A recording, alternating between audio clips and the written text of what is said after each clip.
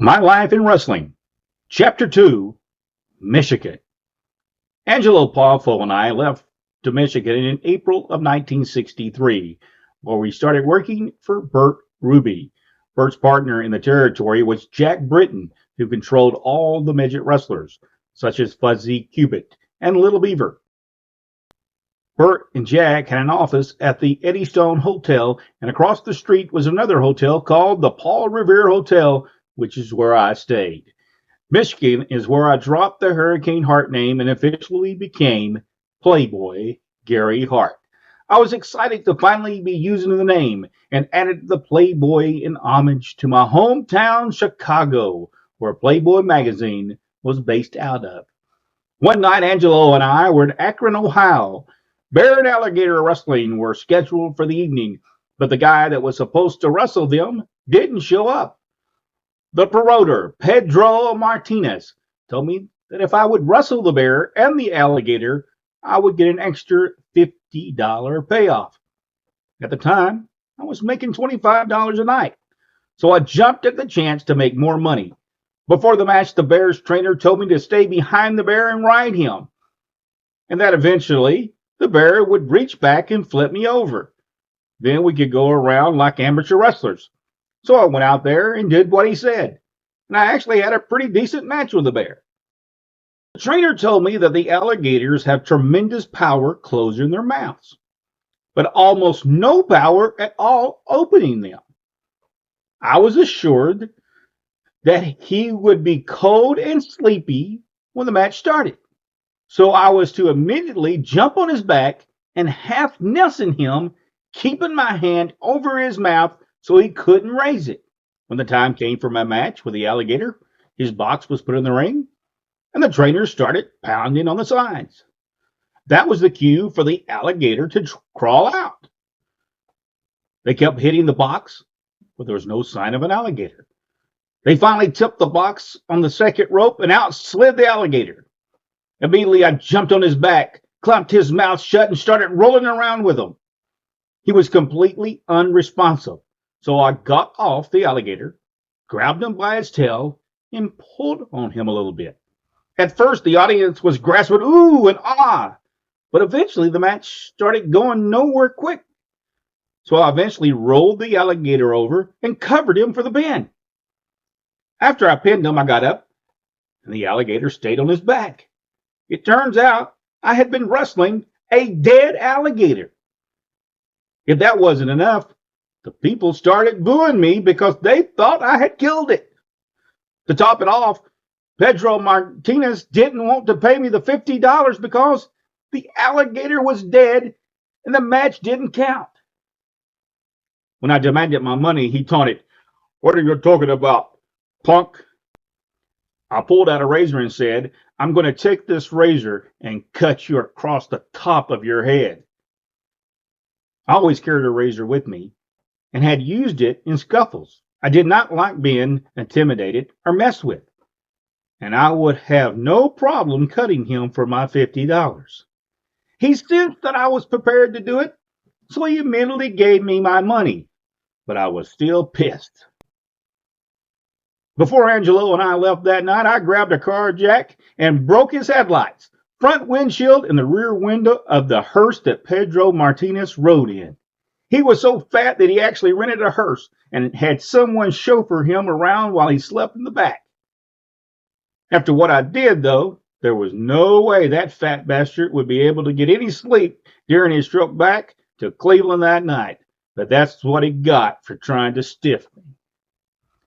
During the summer of 1963, Angelo quit wrestling because he had accepted a gym teacher position at a school in the south side of Chicago. I was sad to see him go because he had afforded me a great opportunity in wrestling.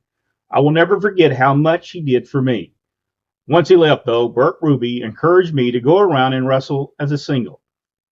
At the time, Bert had guys like Leapin' Larry Shane, Louis Klein, Crybaby George Cannon, Flying Fred Curry, Gino Brito, and Jim Myers on his roster. The only one that really caught my eye was Jim, but he had already had a tag team partner and manager named Louis Papagino. Louis had a heart attack and died. And that was when I made my move. Jim had been wrestling for 1 year, and since I had been around the business for 5 years, Bert was pleased that I offered to take him under my wing. Although Jim was interested in having me manage and develop his career, he made it clear to me from the get go that he was not interested in becoming a full time wrestler. His main love was teaching, which is what he did during the work week. Wrestling came second. I had a clear understanding of that from the beginning, but still, I saw something incredibly special in Jim and was determined to develop his career so he could fully realize his potential in the wrestling business. We were an odd pair, to say the least. I was a street kid from Chicago who used to run with a mob, and he was a college graduate from Michigan State, a teacher in the Detroit school system, and 6 years my senior. Boy, does that sound like a buddy film gone wrong, or what? It actually surprised me that we clicked together so good, because we bonded really quickly and became the most unlikely of friends. Jim and I spent a lot of time together, and really traveled together a lot. I would pick him up at school at 4 p.m. We would drive to whatever town we were supposed to be in that night, and after the matches, we would be back home by 2 a.m. The next day, Jim would get up and go to school, and I would sleep all day. At that time, Jim wrestled under a mask and was billed as the student. His gimmick was that he was a student of wrestling, and the announcer, Alan Ruby, who just happened to be the promoter's son, would ask me why I constantly referred to him as the student of wrestling when he never used the hose, to which I would become overly defensive and angrily insist, "He's trying to learn. Give him time. He will develop." Eventually, Jim started using his first hose, a finishing maneuver called the hammerlock. The student would pick up his hapless opponent by the arm and walk around the ring with him, forcing him to submit. I would then jump in the ring, instruct him to drop the hold, and then march over to Alan Ruby's desk and order him to tell the people that the student was clearly learning and that they should shower him with applause and recognition.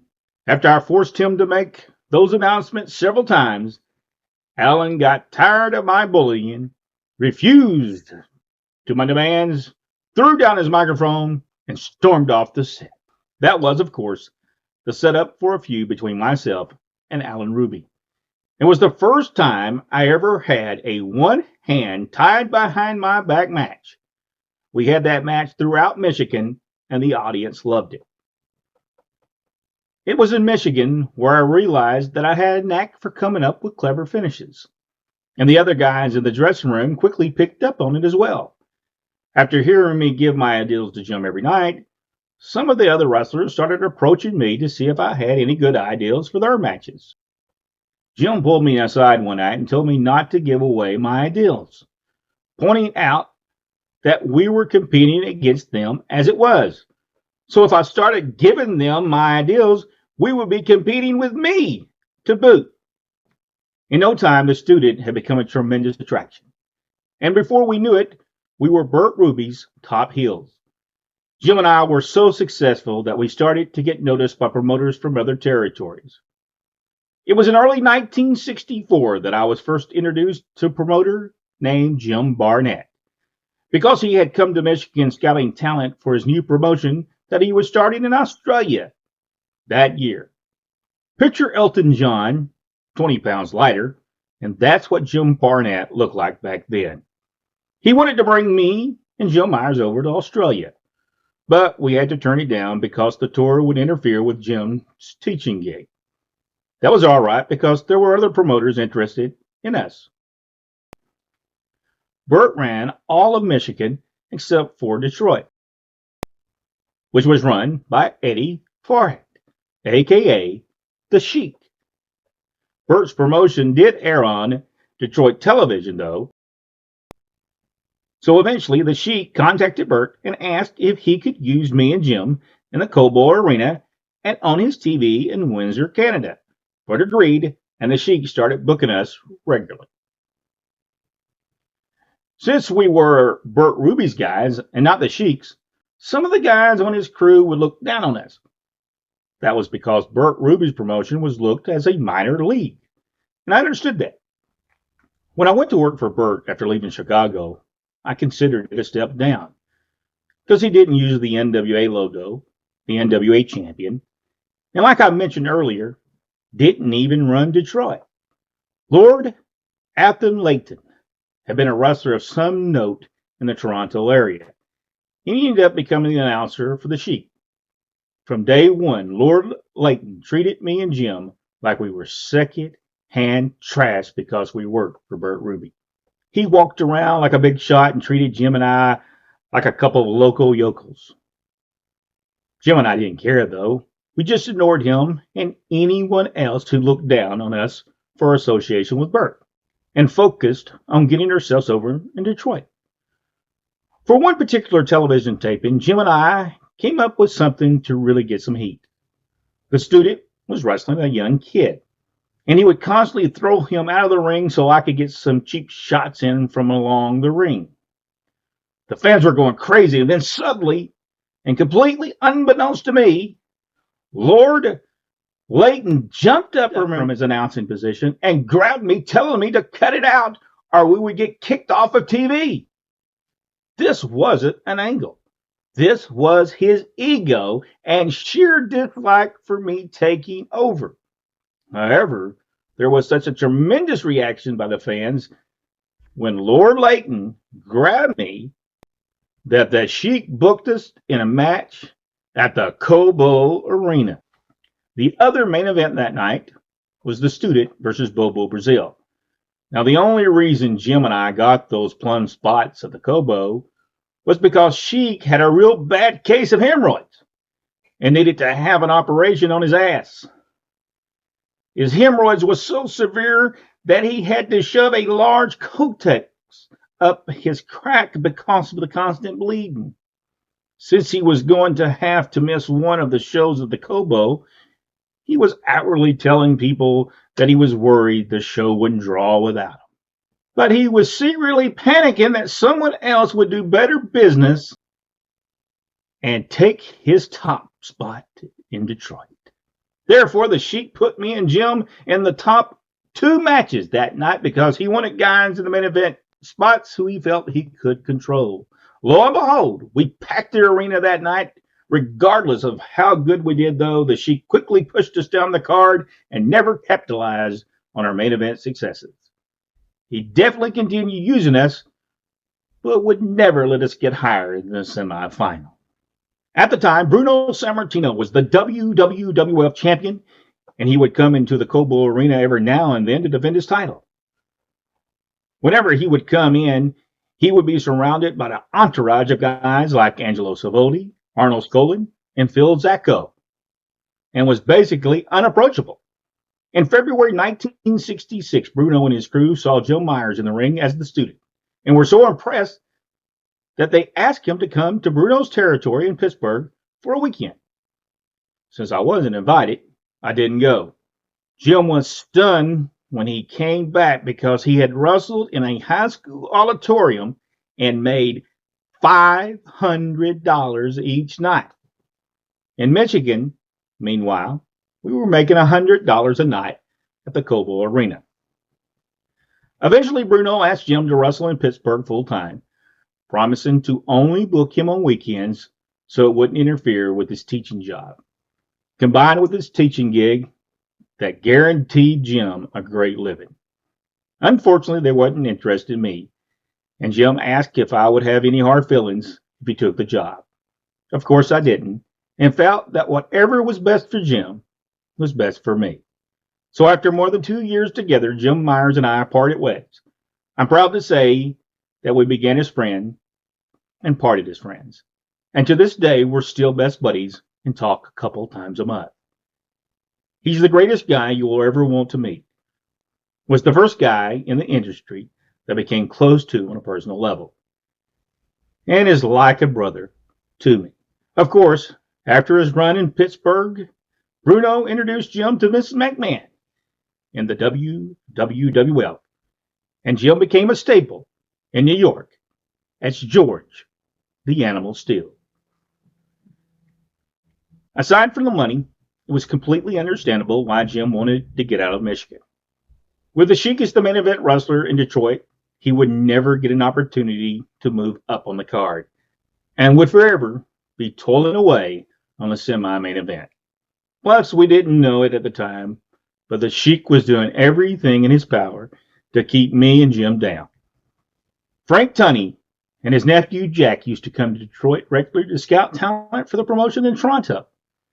Jack Tunney told Jim many years later that he and his uncle had tried to get Jim and I booked in Toronto, but the Sheik kept preventing it from happening. Killer Carl Cox was a major wrestling star and was wrestling for Dory Funk Sr. in Amarillo. He came up to Detroit for a brief tour, really took a liking to me, and asked me if I would be interested in moving to Amarillo. We talked for a bit, and then he put me on the phone with Dory Funk Sr. He asked if I would be interested in wrestling for him. I explained that I really enjoyed managing and developing talent, and I wasn't sure I wanted to make my living solely as a full-time wrestler. Dory Sr. was very blunt and told me that he didn't use managers and wasn't interested in me as a manager, but that he would hire me as a wrestler. Even though I wasn't thrilled with the prospect of going to a territory where I was only getting an opportunity to wrestle, it was time to move on. My experiences with Jim Myers really built my confidence in molding and developing wrestlers, and I loved every second of it. I knew that I would eventually concentrate on managing and developing talent, but for now, my sights were set on continuing my wrestling career in Amarillo, Texas.